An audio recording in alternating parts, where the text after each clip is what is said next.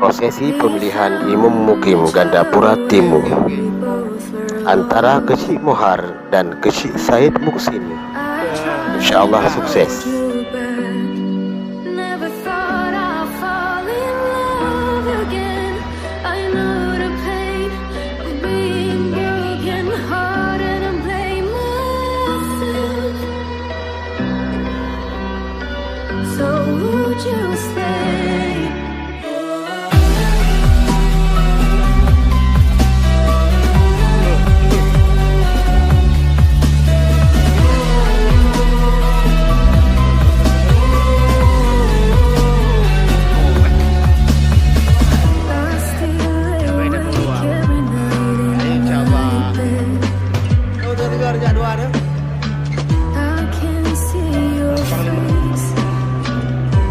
Just in my